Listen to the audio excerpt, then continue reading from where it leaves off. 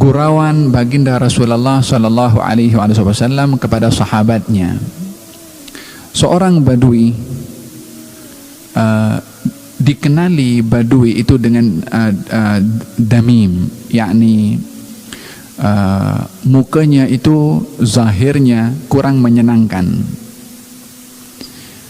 Dikenali di kalangan para sahabat orang yang mukanya kurang menyenangkan, tapi sikap Nabi SAW menyikapi kepada orang ini berbeza. Dan ini adalah contoh bagaimana Nabi juga bergurau.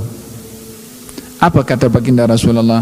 Ketika orang ini berjalan di satu tempat, baginda Rasulullah daripada belakang, kemudian dipeluk dengan kuat-kuat macam ini, sehingga dia pun mulailah ke belakang, Nabi bersembunyi sebelah sana, mulai ke sini, Nabi sebelah sana, sehingga dia tak nampak. Kemudian Nabi bersabda,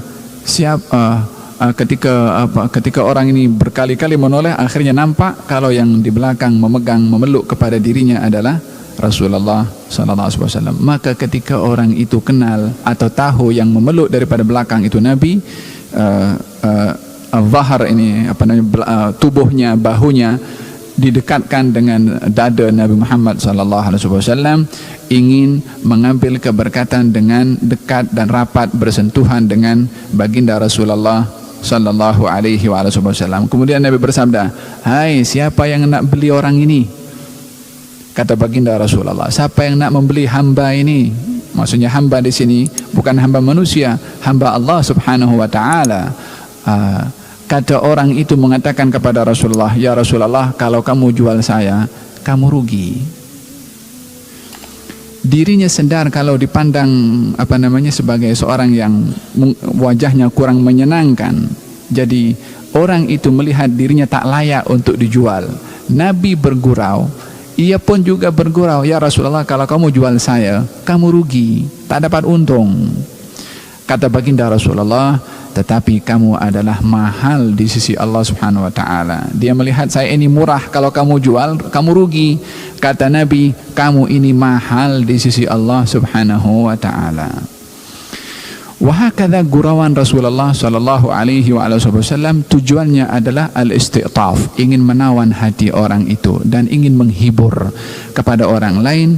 Di dalam hadis Nabi sallallahu alaihi wasallam, bahagian daripada sedekah adalah memasukkan kegembiraan di hati orang. Bahagian daripada sedekah adalah memasukkan kegembiraan di hati orang lain. Itu bahagian daripada amalan sedekah di sisi Allah Subhanahu wa ta'ala. Siti Aisyah juga meriwayatkan bagaimana baginda Rasulullah sallallahu alaihi wasallam bergurau dengan ahli keluarganya, yakni dengan istrinya pun juga baginda bergurau. Dalam hadis diriwayatkan satu hari baginda Rasulullah keluar bermusafir bersama Siti Aisyah. Dalam perjalanan Nabi mengatakan kepada kaum muslimin, "Kamu maju dulu, jalan dulu." Kaum muslimin suruh jalan. Nabi bersama dengan Siti Aisyah melambatkan perjalanannya di belakang atau duduk tunggu. Kaum muslimin suruh jalan jauh. Sampai sudah agak jauh, kata baginda Rasulullah mengatakan kepada Siti Aisyah, "Jom kita lumba lari." Waktu itu kata Siti Aisyah, tubuh badan saya ini ringan, maksudnya tidak gemuk. Jadi masa diambil, boleh kata macam sedang bermusafir, sedang perjalanan, yakni ingin menghibur kepada ahli keluarganya. Sahabat disuruh jalan dulu, diambil peluang dalam perjalanannya untuk berhibur dengan Siti Aisyah dengan berlumba lari daripada satu kawasan kepada kawasan yang lain. Waktu itu kata Siti Aisyah, saya tidak gemuk. Yani kalau tidak gemuk nak berlari itu lajulah. Jadi masa berlari dengan Rasulullah yang menang Siti Aisyah. Yang menangnya Siti Aisyah bukan Nabi kalah dalam hal ini. Yani mungkin kot berpura-pura kalah nak kasih happy kepada Siti Aisyah. dalam lomba lari antara Nabi dengan Siti Aisyah.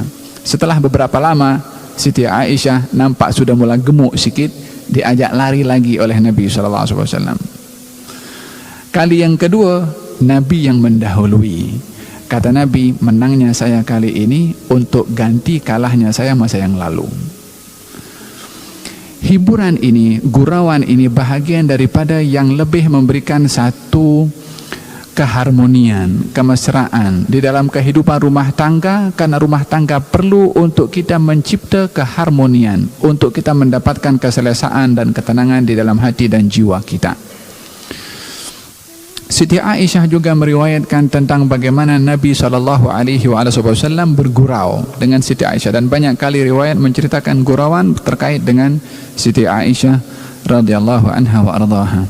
Satu hari baginda Rasulullah di rumah bersama dengan Siti Aisyah, ada permasalahan yang terjadi. Lalu terangkat suara Siti Aisyah terhadap Rasulullah.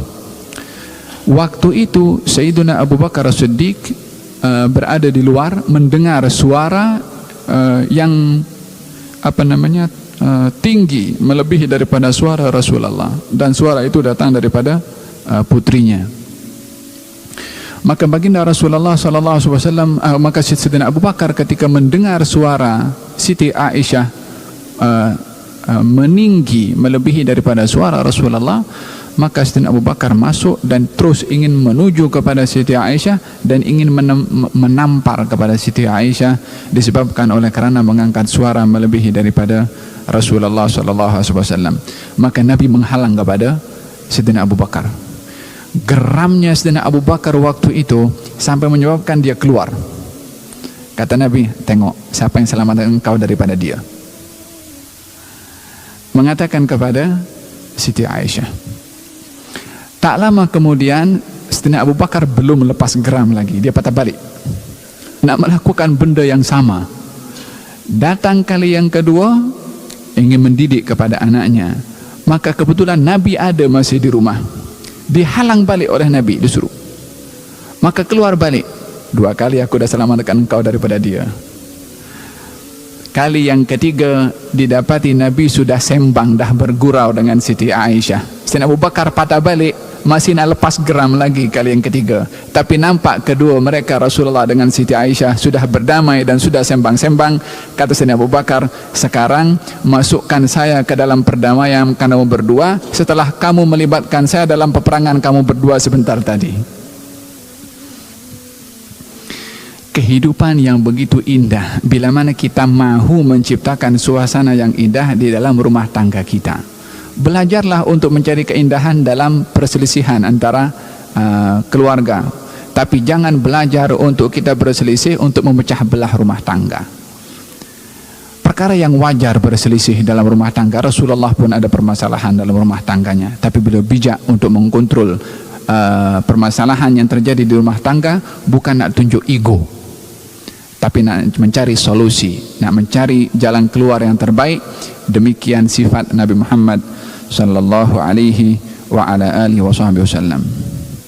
Terkadang beliau pun bergurau dengan cucunya ataupun dengan kanak-kanak, sebagaimana dalam beberapa riwayat yang disebutkan dalam hadis ini berkenaan dengan seorang kanak-kanak lelaki bernama Umair, adik kepada Anas ibnu Malik, yang mempunyai burung Nughair. Nama burung itu burung Nughair. Ketika burungnya itu mati, maka budak itu pun sedih.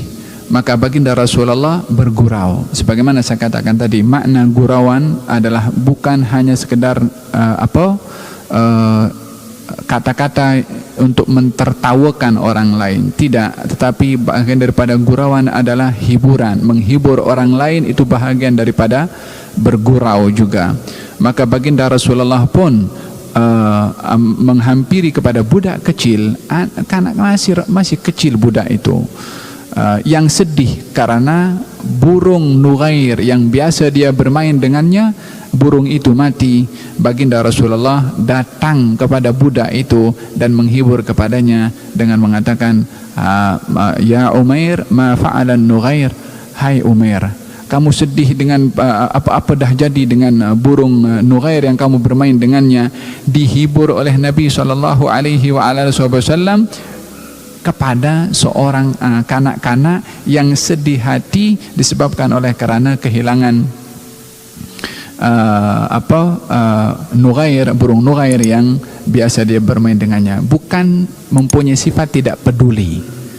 Budak kecil nanti hilang dia, nanti dia balik okey balik.